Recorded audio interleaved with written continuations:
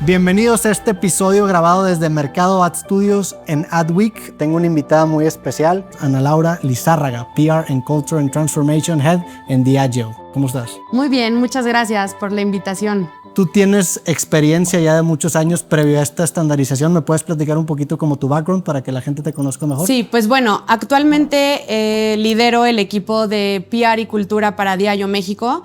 Diageo es una empresa de bebidas espirituosas con presencia en más de 150 países y tenemos marcas icónicas como Buchanan's, Johnnie Walker, Smirnoff, Don Julio.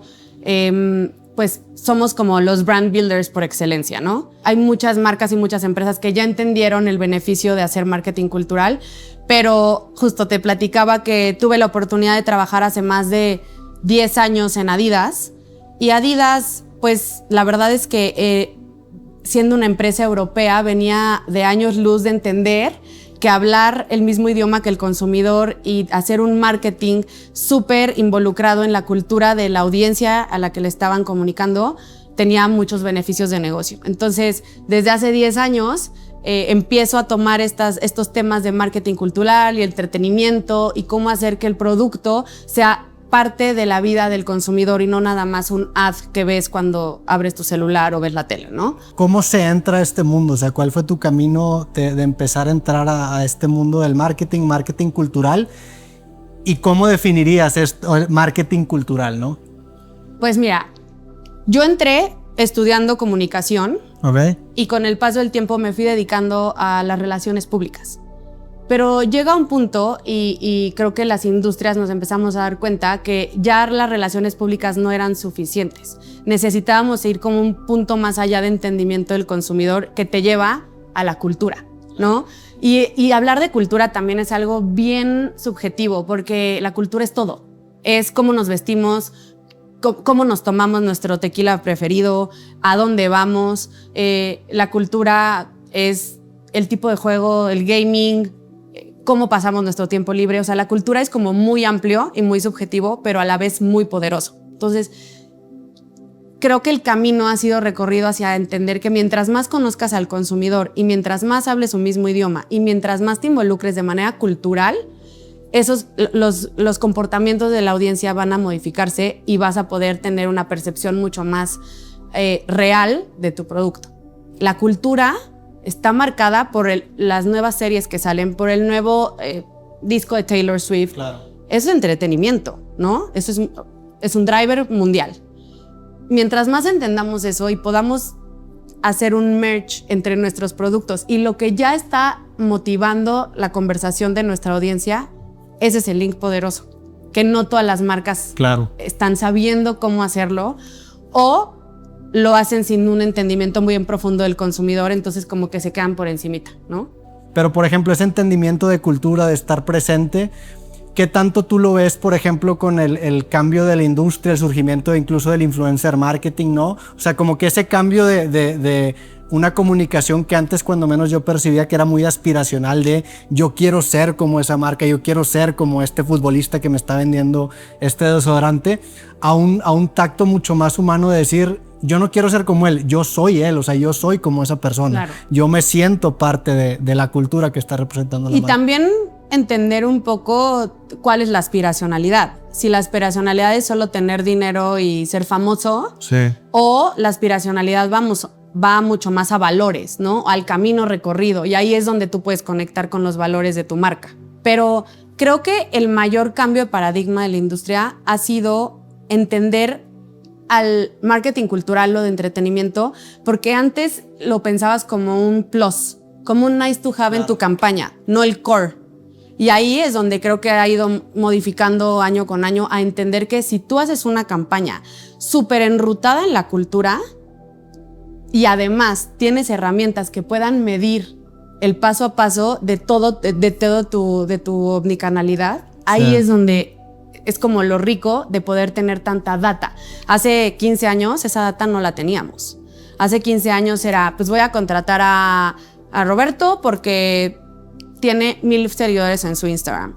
Pero ahora las plataformas nos dan tanta información, cuál es el perfil de tu audiencia, en caso de este tipo de plataformas como Mercado Ads, nos dan datos de todos los intereses de cada consumidor, cómo compran, cuándo compran, a dónde van, qué les gusta, en qué momento del día es donde se les antoja el Don Julio con agua mineral, o si compran Johnny Walker con qué tipo de mezcladores o para qué tipo de evento. Entonces ahí es donde creo que cambia las reglas del juego. Y entonces cuando ya lo puedes medir y cuando ya es súper trazable que el marketing cultural mueve la aguja del negocio, es en donde empieza a tomar relevancia. Claro.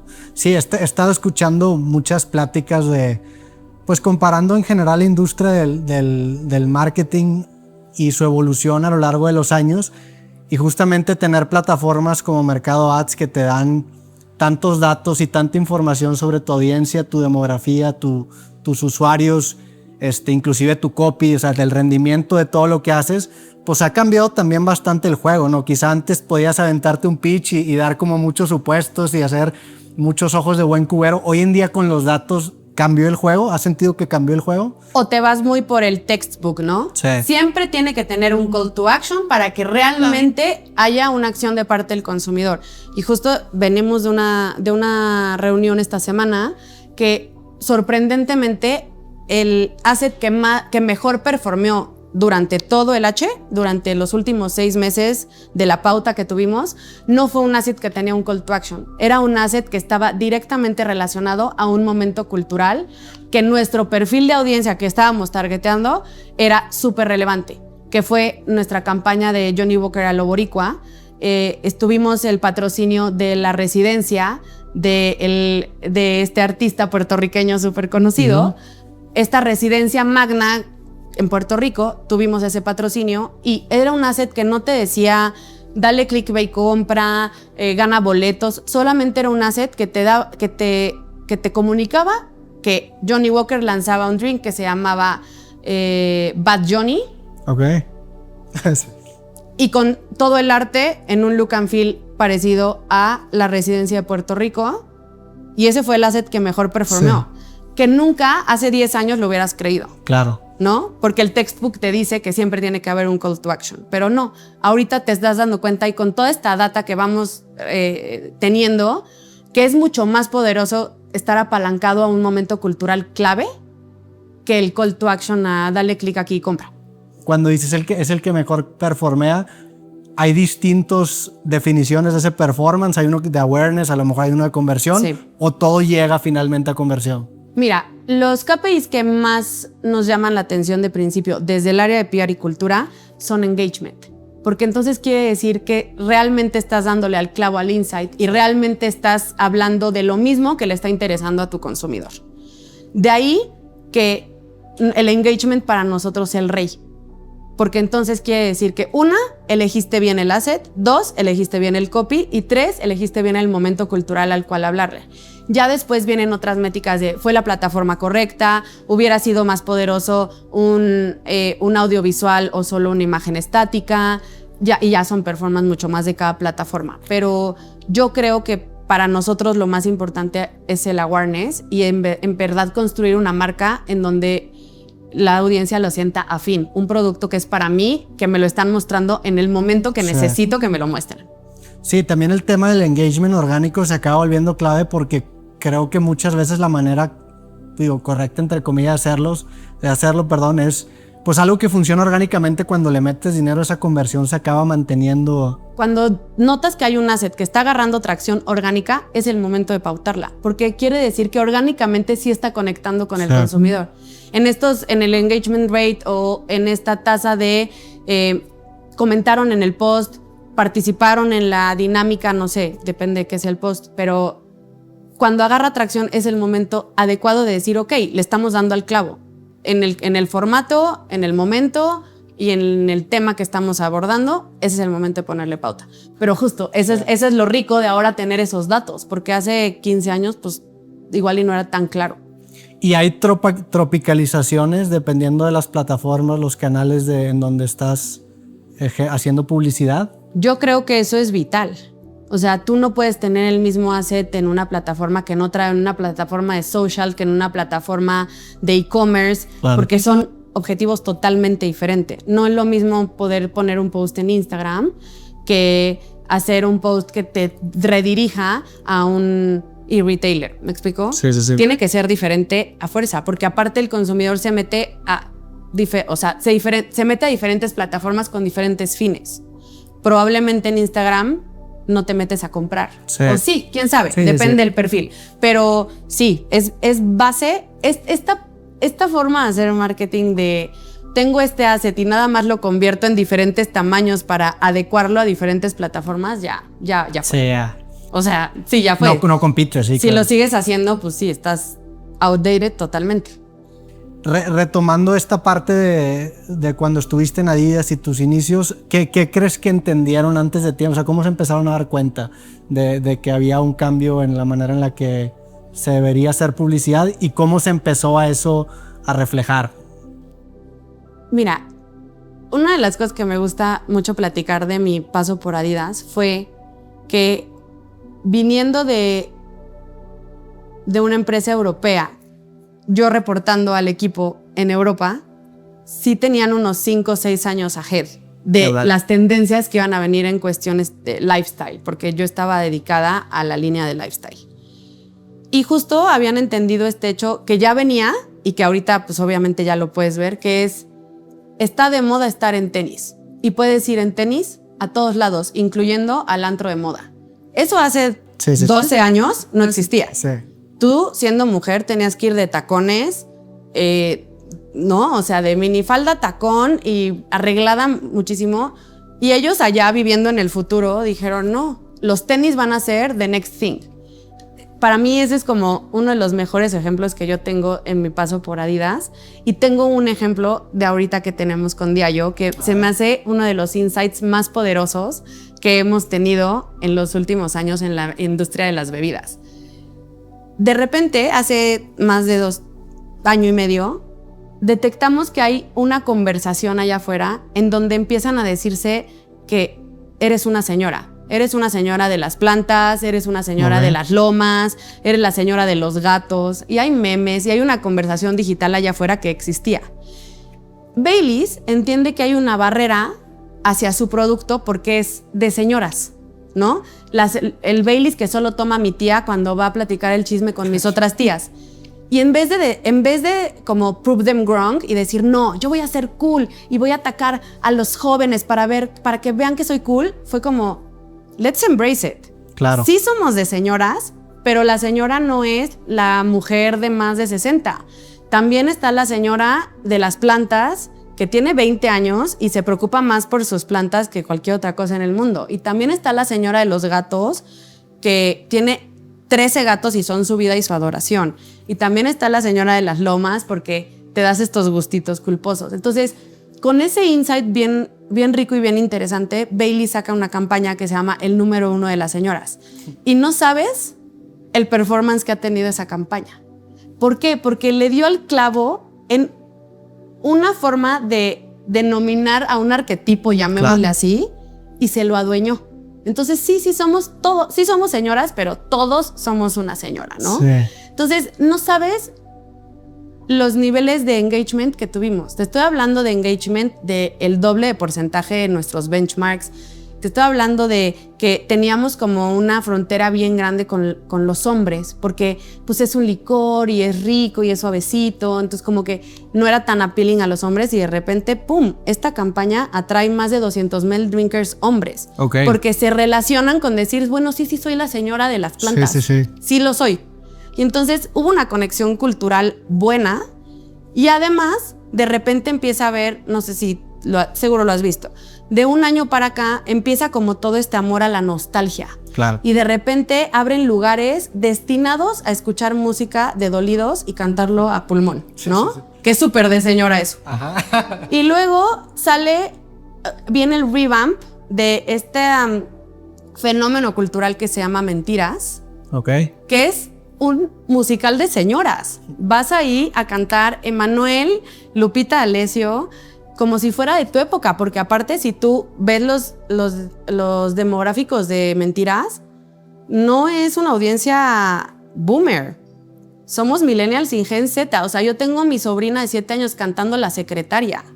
¿Cómo? No sé. Ese es el poder del entretenimiento. Entonces, Baileys dice, ok, hay algo cultural pasando acá y yo ya traigo esta campaña cultural que está siendo súper poderosa, mezclémosla. Y entonces nos apalancamos de la narrativa, lanza Mentiras All Stars, que es esta obra de teatro del multiverso Mentiras, y Baileys entra en la conversación con ahora el musical de las señoras. Entonces es una continuación, pero de un tema cultural que viene de hace 2 años o un poquito más. Sí, es bien interesante eso que mencionas porque muchas narrativas que hoy en día entendemos como modas probablemente son detonadas por campañas exitosas, ¿no? Porque finalmente, pues gran parte de una campaña, un anuncio o el marketing bien hecho, pues es encontrar una narrativa en todo ese caos y venderle una historia a la gente que la pueda abrazar, ¿no? Y creo que gran parte también del éxito de este tipo de campañas es cuando señalas quizá una identidad que ya es conocida por la sociedad, pero que se percibe de manera negativa y tú encuentras la manera de presentarlos como un orgullo, ¿no? Decir, pues no tiene nada de malo, claro. Pues así. En vez y ahí de es en donde la forzarlo, gente lo abraza, ¿no? Como lo decías hace rato, en vez de forzarlo y ponerle pauta y pauta y pauta y pauta para forzar ese concepto, pues nada más poderoso que un concepto que la audiencia abrace desde un principio orgánicamente y después la magia sucede sola. Vamos con la pregunta de Mercado Ads que nos manda, que dice: hoy, gracias a Mercado Ads, las marcas pueden aprovechar la potencia de las audiencias y los formatos de video y streaming para conectar con consumidores en todo su recorrido omnicanal. ¿Cómo ha cambiado esto la forma de construir campañas con trazabilidad total? Antes ibas como a ciegas, ¿no? Hacías tu campaña y desde tu asiento marquetero decías, esto va a pegar, estoy segura, ¿no? Lo pautabas, lo ponías en las plataformas omnicanal y que los bendiga. Ahorita, con estas herramientas que podemos trazar el paso a paso y cada uno de los assets, cómo está performeando y si nos lleva al carrito y si nos lleva al clic de compra, sí, te hace mucho más interesante todo este proceso y todo este funnel, porque entonces tú puedes ir tomando decisiones de acuerdo al performance de los assets y de acuerdo a tus objetivos. Igual y solamente es awareness y entonces lanzas la red y que todo el mundo te vea. Pero si el objetivo al final de cuentas de ese asset es convertir a compra, pues el funnel tiene que ir súper detallado y muy de la mano con esta data que te lanzan este tipo de plataformas, pues para tomar decisiones más inteligentes. Suena ya un proceso muy científico, muy numérico. Antes quizá era más artístico, más creativo, o sea, ¿cómo ha cambiado ese día a día? Sí, yo creo que antes sí era como leap of faith. Sí. Ojalá sí salga. Y ahora no, ahora es un proceso súper numérico. No un numérico aburrido, pero un numérico interesante. Un numérico que en verdad te da las herramientas de decisiones inteligentes. Claro. Que antes no. Ahorita es un proceso más largo, definitivamente, pero pues al final tienes mejores resultados.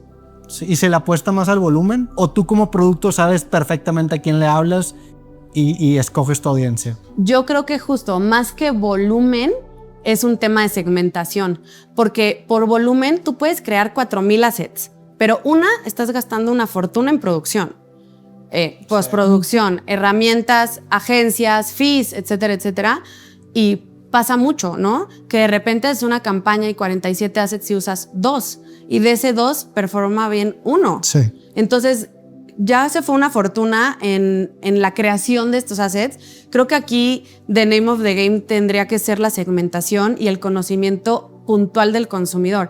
Y ahí es donde te decía que este tipo de información de estas plataformas es súper rica, porque entonces sabes perfecto cuándo compra, cómo compra, con qué lo mezcla, en qué momento quiere comprar. Y entonces te hace ser como muy bullseye y decir, ok, ¿para qué yo pago una pauta que esté prendida durante 3 semanas completas si a mí, Johnny Walker, solo me lo consumen los jueves y los viernes? Lo consume entre 4 personas más porque splitean al final el carrito o lo consumen a partir de las 6 hasta las 10, porque entonces eso ya te da a entender en data que es el precopeo. Sí. Están preparándose para ir a otro lugar y entonces acá la siguiente pregunta es ¿a dónde van? ¿No? ¿A dónde van y qué consumen en ese lugar? cómo lo consumen. Entonces igual y yo te puedo hacer desde el principio un bundle. Entonces ya sé que lo consumen con agua mineral y refresco de manzana.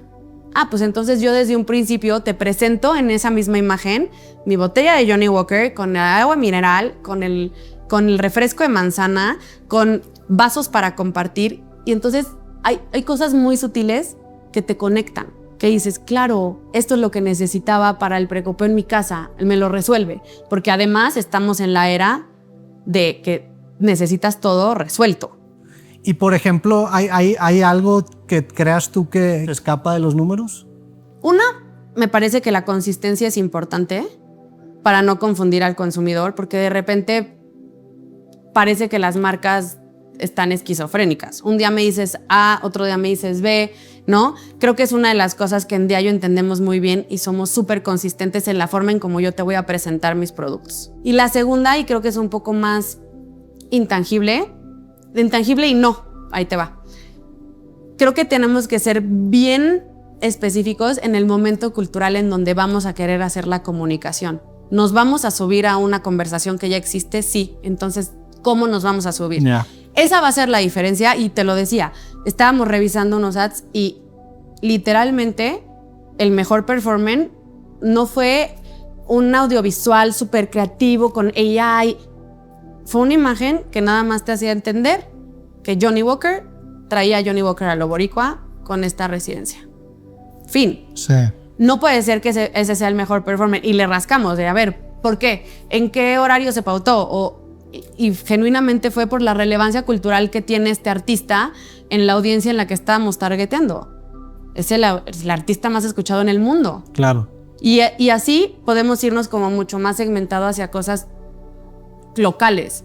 Por ejemplo, con Don Julio tuvimos una campaña que se llama Temporada de Margaritas. Y justo creo que la clave del éxito fue ir a una temporalidad en donde la gente está buscando algo refrescante que tomar y no tenía considerada la margarita de Don Julio. Sí. En la temporada de verano te presenté esta margarita deliciosa que se ve sudadita, ¿no? Que se ve súper antojable. Y ese fue uno de los grandes éxitos de esa campaña, que by the way acabamos de ganar un EFI hace 2 semanas. Felicidades. Gracias. Es algo relativamente sencillo, pero en una omnicanalidad muy bien seleccionada para que el consumidor quisiera una margarita de Don Julio. Esta palabra omnicanalidad, ¿la puedes definir? Porque es una palabra que veo que cada vez surge más y surge más y surge más, ¿no? Como que es... La omnicanalidad ahorita es justo entender que hay miles de canales por los que tú puedes comunicar con tu consumidor, miles de formatos que tú puedes utilizar cada vez más, o sea, cada mes surge un nuevo formato, cada vez surge una nueva tecnología que te está dando la habilidad de, aparte, hacer assets en tiempo récord. Hay una frase que me gusta mucho, que no sé si es apócrifo o no, pero dice que si Ford le hubiera preguntado a la gente qué quería, le hubieran dicho caballos más rápidos, ¿no? Y el vato saca el carro, ¿no? O sea, se vuelve como sacar algo que quizá la gente no se espera en una colección de circunstancias en donde sabes que va a tener éxito. ¿Cómo, o sea, hacia dónde crees que va el futuro? ¿Con inteligencia artificial, con la tecnología? ¿Qué más crees que cambie? Híjole, este tema de la inteligencia artificial a mí me vuela la cabeza. Siento que estamos viviendo en una era en donde los cambios tecnológicos en algún punto nos están sobrepasando de la rapidez con la que se están desarrollando y con la rapidez con la que se están presentando, ¿no? O sea, hace 2 años, ChatGPT, sí, ¿qué era eso? Y ahorita es una herramienta súper poderosa, no nada más para el marketing, también para entendimiento de mercado, también para entendimiento de modos de consumo. También con toda esta nueva manera de hacer marketing, como que se empiezan a desdibujar un poco las líneas entre los anuncios y el contenido y el entretenimiento, ¿no? O sea, finalmente, pues una pieza que performea muy bien, pues acaba siendo también contenido y no necesariamente es un anuncio. ¿Qué tanto ha cambiado esta idea de video, anuncio o anuncio, video? O sea, que ya hoy en día... No, ya, esa línea es inexistente. El anuncio es el contenido, ¿no? Justo, sobre todo en marketing cultural, el anuncio ya no existe, sí, ¿no? O sea, esta línea entre anuncio y contenido post, llámese la plataforma que tú quieras, pues ya es muy blurreada. O sea, ahora pasa mucho que de repente te echaste un comercial de 45 segundos y no te habías dado cuenta. Ese es justo lo rico de poder hacer un marketing de entretenimiento. Que sea algo tan suave que tú ya viste el comercial y no lo sientas hasta invasivo, porque también pasa, ¿no? Estar viendo tu programa favorito y de repente comercial de algo que no tiene nada que ver, de igual no es de tu interés y entonces hasta sientes un poco invasivo de, ok, ¿a qué hora termina esto que quiero seguir viendo mi serie?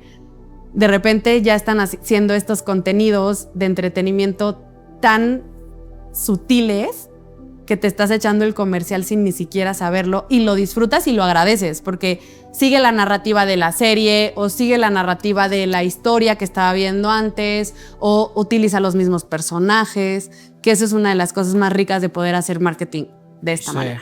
Que también tiene mucho que ver con esa labor de campo de estar viendo en dónde está la conversación social actualmente para que se vuelva como una continuación de esa conversación y haya un interés, ¿no? Nosotros en Diallo le llamamos Cultural Radar, que es literal estar viendo de qué se está hablando, ¿no?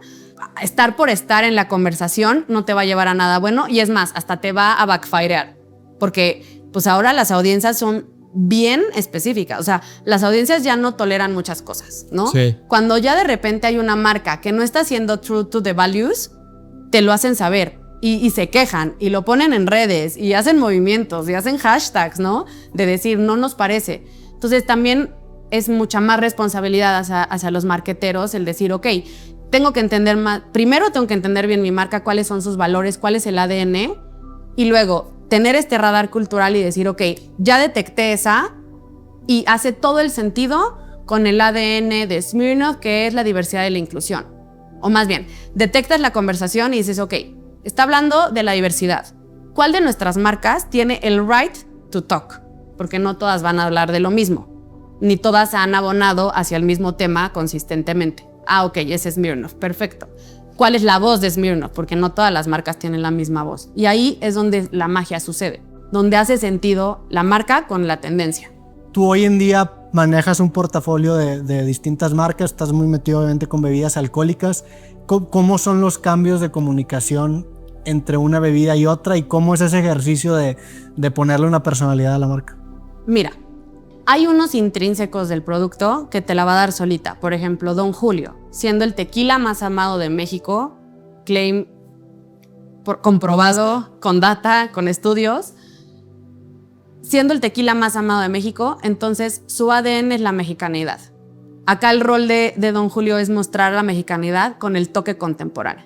Y es por eso que estamos haciendo las campañas de, no sé, tenemos campañas súper grandes el Día de Muertos, porque es una de las tradiciones mexicanas por excelencia, pero llevada a la modernidad o llevada a la contemporaneidad. Entonces el rol es ese.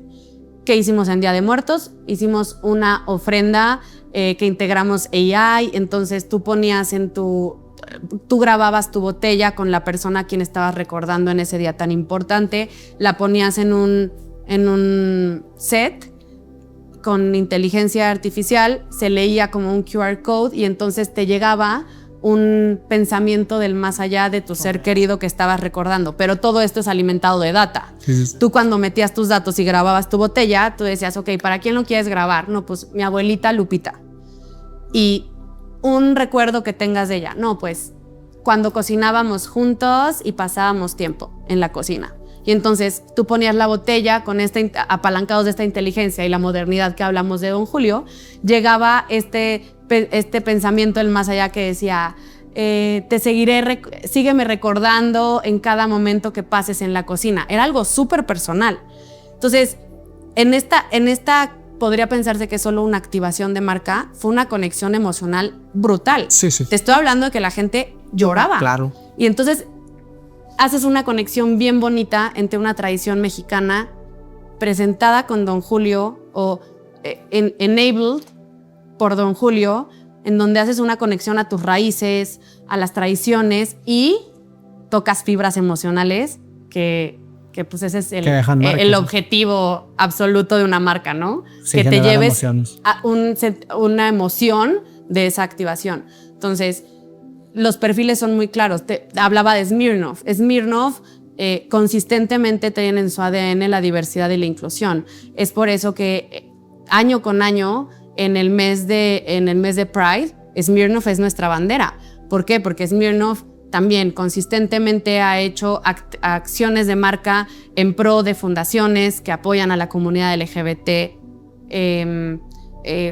hace movimientos en redes sociales para resignificar ciertas frases, ciertas palabras que actualmente ya no están correctas, ¿no? O sea, y así te podré decir de todas nuestras marcas, cada una tiene una personalidad, cada una tiene momentos específicos en donde tiene el right to win. Claro. Por la consistencia que llevamos durante tantos años, ¿no?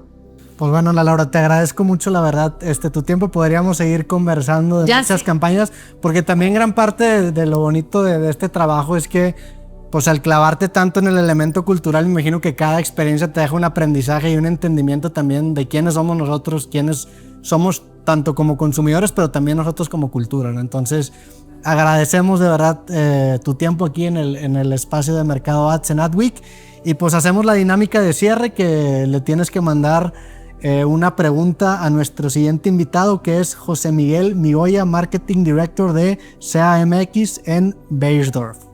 Digo, es una industria que desconozco, pero sí me gustaría saber qué retos en la industria del cuidado personal surgieron después de la pandemia y cómo lo atacaron desde sus marcas. Eso estaría interesante. Entonces sintonicen el siguiente capítulo para ver qué nos responde nuestro invitado. Gracias por acompañarnos en esta conversación desde Mercado Ads Studios, donde descubrimos que el entretenimiento no solo construye vínculos, también crece negocios cuando se anuncia con inteligencia con Mercado Ads. Ana Laura, muchísimas gracias por tu tiempo. Muchas gracias a ustedes, muchas gracias por la invitación. Nos vemos.